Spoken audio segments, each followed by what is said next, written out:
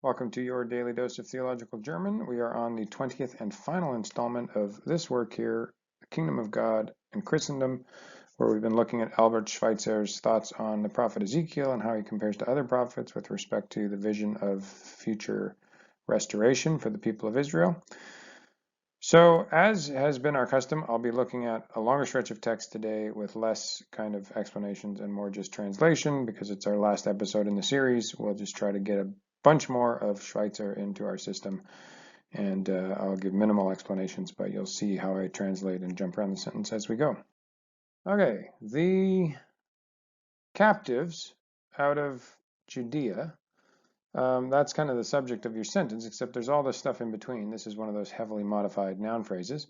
And so you usually have to use kind of like a relative clause or some other way of adding the modifiers in English because we don't do it this way. But let's pull all of this stuff in to modify what we're saying about the captives. So the captives who are here already found in Babylon from the first, and I'm going to say wave of exiles because that is what's being referred to here, although Wegführung in German does not mean wave of exiles. It means a more bland, simply kind of, the first way outers, the way forwarders or something like that, wayfarers, I guess you could even say as a kind of cognate in English, but it's referring to that first wave of exiles. So the captives who are already in Babylon from the first wave of exiles out of Judea will, this werden is going to form a future construction, and so you need your infinitive at the end of the clause, will give an account of this. And that's not, I've done that so you can see how each word is incorporated, but it's not that they are going to give an account as if they are speaking and giving the account. It's more their presence in Babylon and what's happening with them and what's expected to happen with them are going to account for what Ezekiel seems to think about the future restoration of Israel involving a group of chosen people.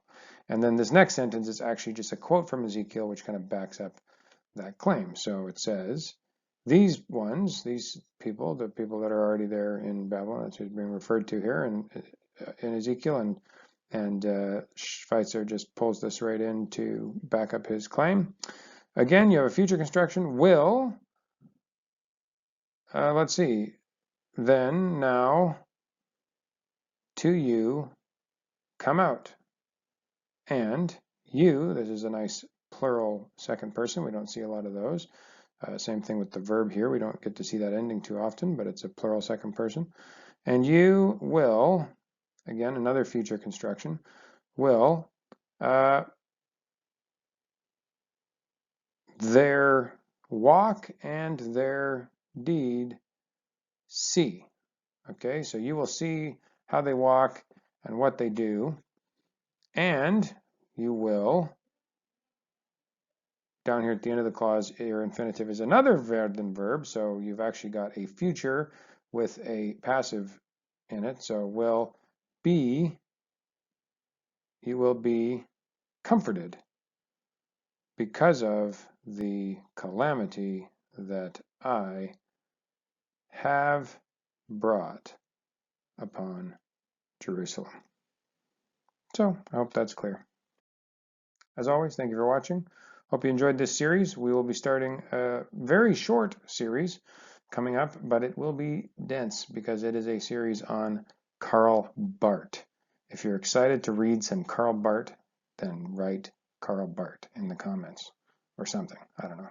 Mostly, I'm just trying to see who's actually still paying attention.